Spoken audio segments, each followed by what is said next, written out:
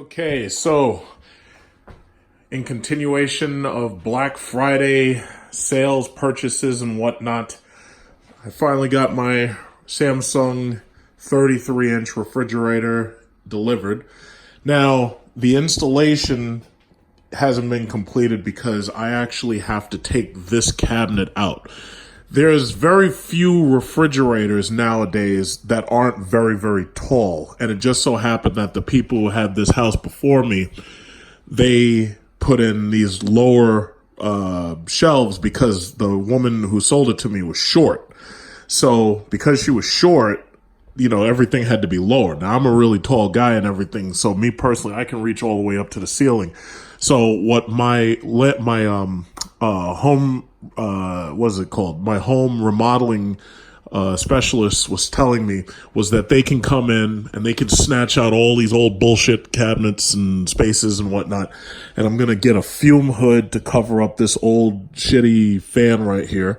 And then I'm going to have this oven snatched out of here. And I'm probably going to get a Samsung oven because basically my entire suite then will be Samsung because I have a Samsung dryer, Samsung washing machine, got the Samsung refrigerator, and then I'd have a Samsung oven.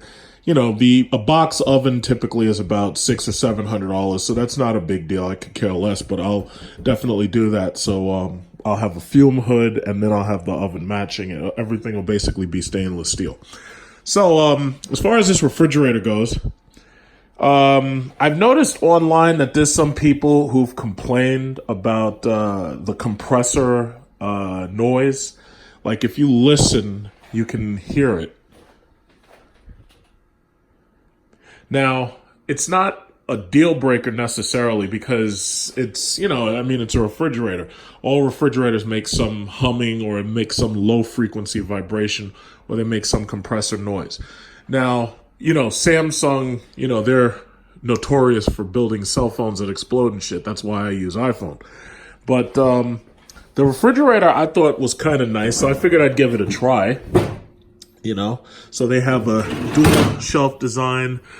It's not an extremely deep freezer cabinet, so that means that you should definitely back these refrigerators up with a deep freezer if you think you're going to need a deep freezer. See, these type of drawers are designed for if you have children, for them to be able to get into the freezer for whatever reason. I guess they assume that you're buying popsicles for your kids on a regular basis. As far as the interior of the refrigerator goes, like I have family members who go crazy about getting all these fucking ice makers and cubed ice and crushed ice and all that shit. Me personally, while I was shopping, I specifically didn't want any of that because basically every single electronic device, every single computer that you add on to anything is something that's most likely going to be messed up down the road once you're off warranty. So the computer technology in these things is fairly straightforward. As you can see, it has a simple cooling system right here where you just tell it, okay, I want it to be this cold or I want it to be colder for the fridge and for the freezer. And I think you touch right here or something. It says freezer hold, what is it? Oh yeah, okay. So you can make it very, very cold. For right now, we'll just leave it right there. And then for right here for the fridge, you just touch right there and it goes into that direction. So I'm going to leave it on energy saver because as you can see, I don't have any food in here yet because I haven't actually really moved in. So I just wanted to test it out and see how it looks. Thus far, everything's good. So probably when I leave here and go back to my other house, I'm going to probably unplug it because for right now, I don't really need it running because there's no food. What is it called? Fingerprint magnets, just like this shitty cell phones, those Galaxy craps. So anyway, this is the kind of thing that you're going to want to have a microfiber tablecloth around for. But, it's an attractive refrigerator. If you treat it good, you'll be able to avoid getting dents and stuff like that. But, it's attractive. It's gray. The kitchen is basically white right now until I replace this backsplash and I replace these cabinet colors because I'm going to replace those with a different color, I think. But, it's all good. It has a ice maker. And it has the water line hose right there, as you can see. And there is ice maker here somewhere for the freezer. And they have the humidity controls for us build up. So that's if you really wanted the ice maker. But if I'm not mistaken, I think I opted out of getting the ice maker. I think I didn't want it. Yeah. So my other refrigerator is going to have the ice maker and the water dispenser. But the space that I'll be putting that in will be much more accommodating. Because the thing about it is I was looking for a very narrow refrigerator for this specific case use. And this was one of the narrowest French doors that you could find.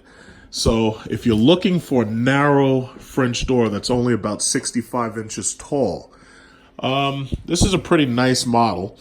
There were others, obviously there's like Maytag, Whirlpool, this, that, and other. But when I went Black Friday shopping, in order for you to qualify for the discounts, you had to get everything with the same brand name.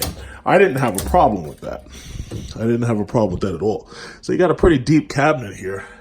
And it's a very attractive refrigerator. It looks really good. It's nice and straightforward, nice and simple.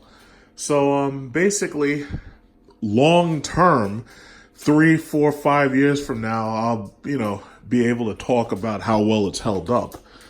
And that, because see, the problem is nowadays when they talk about doing reviews on products, the problem is we're not really doing reviews. We're basically doing previews because nobody can speak to long-term reliability. They can only tell you what they like about it and what's good about it once they get it, but they really can't tell you how this thing's going to hold up. You don't know about that until you've actually used it for a long period of time. I have to say, though, the shelves are pretty sturdy. Once I get rid of all this tape in here, the shelves are pretty sturdy. The glass design is very attractive. And it's a very nice refrigerator. And, I'll just have to give it basic maintenance, keep it nice and neat and clean and everything. So that's basically it for right now. And it's suggesting that this thing's going to cost $76 per year. So $76 a year to keep this thing running. And that's just that's what it suggests. Now, I don't know if that includes the energy saver button being on or off, but I'm probably going to leave this thing in energy saver mode. So that's it for right now. If you have any direct questions, just let me know. But most of the questions that you probably have can be answered just by looking at the spec sheet for this refrigerator on either Home Depot or Sears' website. So I like it. Nice model. Looks good. Looks neat. Looks great.